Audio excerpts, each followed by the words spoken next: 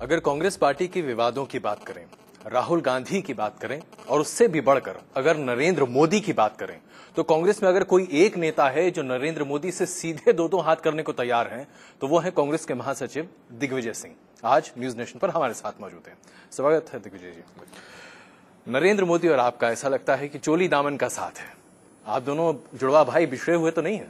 मेरी लड़ाई कोई नरेंद्र भाई से कोई निजी लड़ाई नहीं है, मेरी लड़ाई विचारधारा की लड़ाई है जी। और मैं उन्हें तब से जानता हूं जब ये मध्य प्रदेश की इंचार्ज हुआ करते थे, मैं मुख्यमंत्री था और 98 के चुनाव में इनके कई दावे होने के बावजूद भी भाजपा वहां नहीं जीत पाई थी जी। और मुझे याद है उन्होंने उस समय कहा था कि काश हमारे पास दिग्विजय सिंह होता तो हम शायद चुनाव जीत जाते। आप तो ऐसी बात कर रहे हैं, अब नरेंद्र मोदी के सामने अगर ये बात कही जाए, उन्होंने खुद नहीं कहा था, मेरे पास तो रिकॉर्ड है उसका। आप बड़े तीखे प्रहार करते हैं उनके ऊपर, चाहे रावण की संज्ञा देनी हो, चाहे आप उनको रैम्बो कह दें, चाहे उनको पैराट्रूपर कह दें, चाहे झूठा कह दें, आप सब कुछ कह डालते हैं। देखिए, मैंने उनको सलाह दी थी कि नरेंद्र मोदी जी अहम और अहंकार रावण का भी नहीं रहा, उसने भी बड़ा विकास किया था, लंका का सोने की लंका बना दी थी लेकिन उसका अहम और अहंकार रावण को खा गया। ठीक है, आपने विकास आप क्लेम करते हैं, हालांकि मुझे उसमें भी कई बातें उसमें सही नहीं कहते हैं आप, क्योंकि गुजरात तो पहले से विकसित था और अडवाणी जी ने ठीक कहा था कि नरेंद्र भाई ने क्या काम किया, वह तो विकसित प्रदेश था। बात इसमें इतना मुझे कहना है कि नरेंद्र मोदी जी अगर झूठ बोलते हैं तो कोई नई बात नहीं, उनके संस्कार में है, क्योंकि संघ के लोगों को झूठ बोलना सिखाया जाता है, उसकी ट्रेनिंग दी जाती है। झूठ बोलो, जोर से बोलो, बार बार बोलो, ये उनके ट्रेनिंग में है। और नरेंद्र भाई जो हैं अच्छे प्रचारक हैं और प्रचारक अगर झूठ नहीं बोलेगा तो प्रचार कैसे करेगा? आपने तो सीधे एडोल्फ हिटलर से चीजों को ले आया, प्रोपेगेंडा और प्रचार। निश्चित तौर से अगर आप देखेंगे संघ का जब गठन हो रहा था जी, तो मुंजे जी गए थे, इटली गए थे, मुसोलिनी से मिले थे, नाजी का पैटर्न उन्होंने अडॉप्ट किया था पार्टी का, और डिक्टेटोरियल ऑर्गेनाइजेशन का उनका संघ का कंसेप्ट है, वो डेमोक्रेसी में उनका कोई विश्वास नहीं है। तो इसलिए वो तो ऑथोरिटेरियन एक संगठन है और उसका संघ का प्रचारक का कोई प्रतीक आज देश में है। पहले अडवाणी जी थे, अब नरेंद्र मोदी हैं। नहीं तो आप बहुत बड़ी बड़ी बातें करें। एक तो पहले कि संघ डिक्टेटोरियल है और बहुत ही संकुचित मानसिकता वाला है, नरेंद्र मोदी उसके प्रचारक हैं, या यूं कहें कि उनके चिन्ह हैं, तो वो इसी तरीके से अथॉरिटेरियन, डिक्टेटोरियल और संकुचित मानसिकता। निश्चित। तो क्या आपको लगता है कि नरेंद्र मोदी एक फासिस्ट ताकत बनते जा रहे हैं? फासिज्म उनके रग रग में भरा हुआ है। अगर आप भारतीय जनता पार्टी के गुजरात के नेताओं को देख लीजिए, जिस हाथ ने उनको आगे बढ़ाया उसी हाथ को उन्होंने काटा।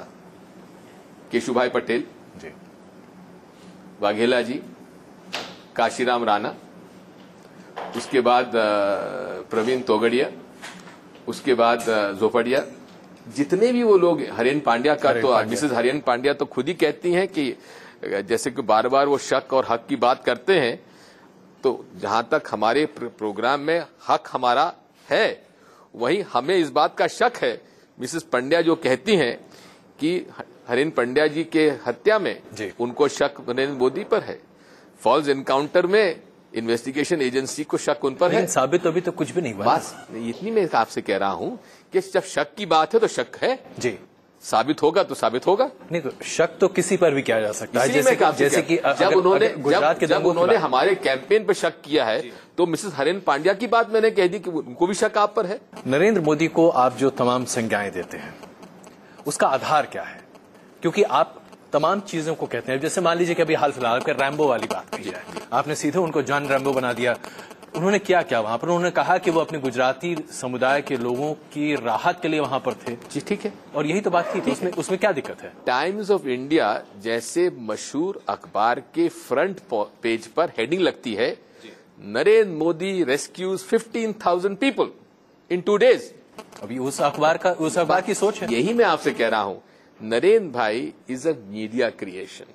He has engaged the best of the international PR agencies who are working overtime. आप तो फिर हम ही लोग पर सवाल खड़े कर रहे हैं कि पत्रकार भी निश्चित तौर पे कर रहा हूं, पत्रकार भी एक मानसिकता से मैं निश्चित तौर पे कर रहा हूं। और मेरी शिकायत इस बात की रही है मीडिया से कि अगर नरेंद्र भाई कोई बात कहेंगे तो उसकी हेडलाइन बनेगी, और वही बात पृथ्वीराज चौहान कहेंगे तो हेडलाइन नहीं बनेगी।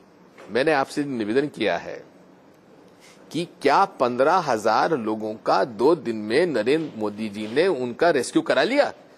आप ये कह के वो सारे हजारों आर्मी के लोग जो जान पर खेलकर लोगों को निकाल रहे हैं इस कठिन परिस्थितियों में, पैरामिलिट्री फोर्सेस, आईटीबीपी के लोग, उत्तराखंड के पुलिस के लोग जो बेचारे जान पर खेलकर लोगों को बचा रहे हैं, उनका कोई श्रेय नहीं दे रहे हैं आप लोग, लेकिन श्रेय दे रहे हैं नरेंद्र मोदी जी को कि 15,000 लोगों को छुड़ा के ले गए।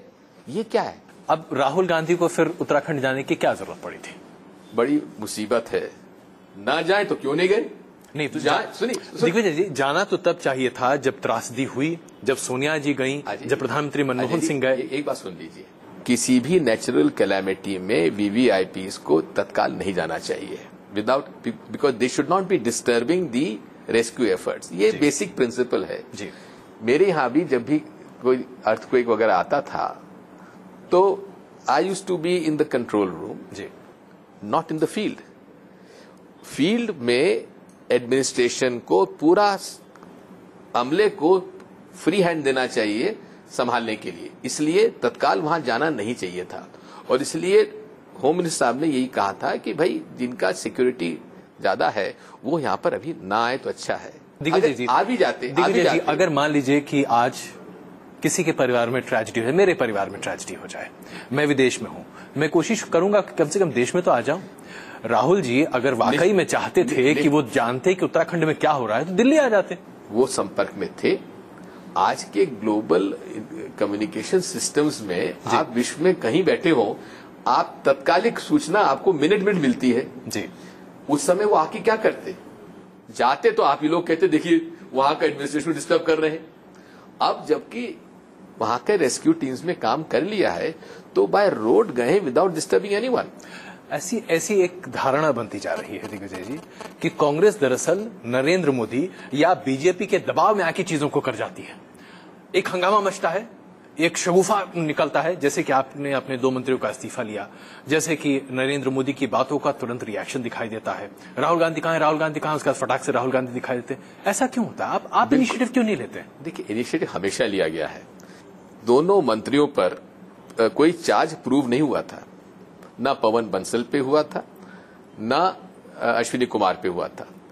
हम लोगों ने एक्शन ले लिया, लेकिन वहीं नरेंद्र मोदी जी के मंत्री जो हैं बाबूभाई जी, 3 साल की सजा के बावजूद भी आज तक इस्तीफा नहीं हुआ है। यही दोहरा मापदंड जब अडवाणी जी ने कहते हैं हम करप्शन के खिलाफ हैं, अब वही येदुरप्पा जी जो हैं आजकल चर्चा चल रही है कि नरेंद्र मोदी के साथ संपर्क में है और वापस भाजपा में लिए जा रहे हैं। नहीं, आप लोग चलिए, अच्छा बीजेपी की अंदरूनी राजनीति पर जरा थोड़ी बात कर लेते हैं। आपने उस पर भी टिप्पणियां की। बीजेपी में नरेंद्र मोदी बनाम लाल कृष्ण आडवाणी, अगर मान लीजिए कि ये संभावनाएं बनी भी तो उसमें आप लोगों ने बड़ी चुटकियां ली। आपके यहां भी तो होता है, आप बीजेपी के लोग कहते हैं आपके यहां कोई लोकतंत्र नहीं है, परिवारवाद है। वहां पर लोकतंत्र है, लोकतांत्रिक तरीके से लोग अपनी बातों को सामने रखते हैं। आडवाणी जी ने रखा, बात में मान गए। अगर लोकतंत्र है तो संघ में लोकतंत्र क्यों नहीं है? क्या वहां चुनाव होता है संघ संचालक का? क्या वहां किसी का कोई मेंबरशिप होती है संघ की? कौन से लोकतंत्र की बात करती है भाजपा? बीजेपी तो ये कहती है कि संघ और बीजेपी का कोई लेना देना नहीं है, इसीलिए संघ जो है वो एक वैचारिक संगठन है और वैचारिक संगठन में लोकतांत्रिक परंपराएं लागू नहीं होती। कम से कम बीजेपी का ये कहना है। मुझे इतनी हंसी आ रही है इस बात पर कि संघ राजनीतिक नहीं है।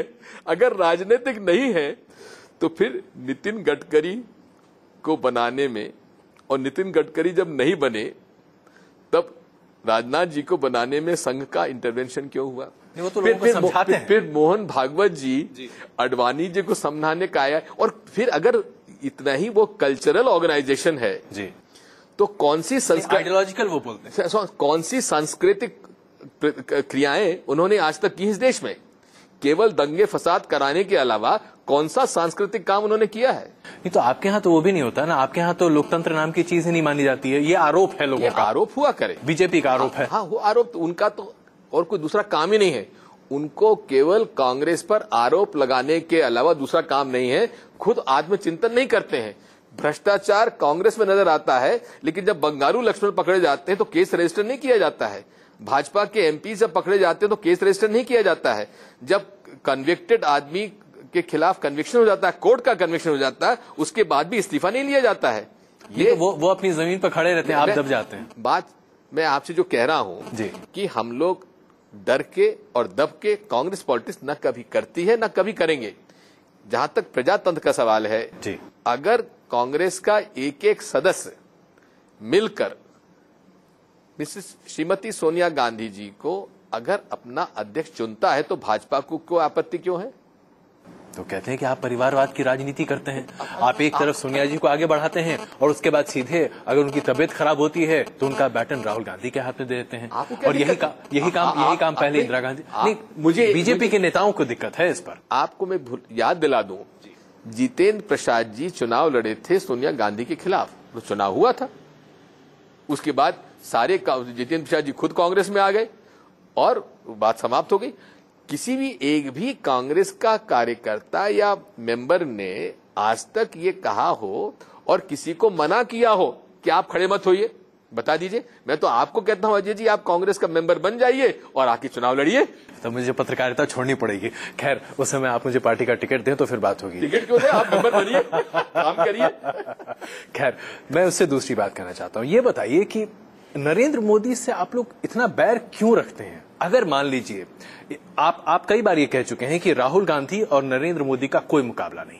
अगर मुकाबला नहीं है तो फिर आप उन पर इतना रिएक्शन क्यों? कोई रिएक्शन नहीं है। हमारी लड़ाई व्यक्ति से नहीं है। मैंने तो आपसे शुरू में ही कहा था कि नरेंद्र मोदी जी से मेरा कोई व्यक्तिगत कोई लड़ाई थोड़ी ना है। मेरी तो लड़ाई वैचारिक लड़ाई है और विचारधारा की लड़ाई रहेगी, आखिर दम तक रहेगी।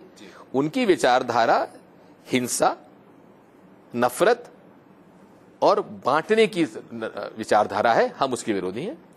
नरेंद्र मोदी अगर आज मान लीजिए कि भारतीय जनता पार्टी के चेहरे के तौर पर न होते, लाल कृष्ण आडवाणी होते, तो क्या आपका प्रहार लाल कृष्ण आडवाणी पर वैसे ही होता जैसे आज मोदी जी पर? अगर लाल कृष्ण आडवाणी जी भी गलत बयानी करते रहते तो हम उनकी बात को भी उजागर करते। अगर मान लीजिए कि आपको चुनना पड़े कि किस पर ज्यादा प्रहार करना है, लाल कृष्ण आडवाणी पर या नरेंद्र मोदी पर, आपके हिसाब से कौन ज्यादा आपका विरोधी है? हमारा विचारधारा, हमारी लड़ाई विचारधारा से, व्यक्तियों से नहीं है। न नरेंद्र मोदी से लड़ाई है, न आडवाणी से लड़ाई है। हमारी लड़ाई विचारधारा से। वो विचारधारा जिसने महात्मा गांधी की हत्या की, वो विचारधारा जिसने इस देश में सांप्रदायिक दंगे करवाए, वो विचारधारा जो हिंदू मुसलमानों में नफरत की खाई पैदा करता है। लड़ाई विचारधारा की है, व्यक्तियों की नहीं है। अब चलिए एक आखिरी सवाल इससे पहले कि मैं ब्रेक लूं। बीजेपी का नेतृत्व किसके हाथ में ज्यादा बेहतर होता, लाल कृष्ण आडवाणी या नरेंद्र मोदी? और उससे आम आदमी के नजरिए से अगर आप देखें, मान लीजिए कि आप एक राजनीतिक पार्टी से संबंधित नहीं होते, आप सिर्फ दिग्विजय सिंह होते, राजा दिग्विजय सिंह, आपके लिए कौन ज्यादा घातक होता? घातक विचारधारा है अजय जी, मैं आपसे कह रहा हूं। और वहां कौन अध्यक्ष बनेगा, कौन नेता बनेगा, ये भाजपा तय नहीं करती है, ये संघ तय करता है। मोहन भागवत जी तय करते हैं। इस बात को समझना पड़ेगा आपको।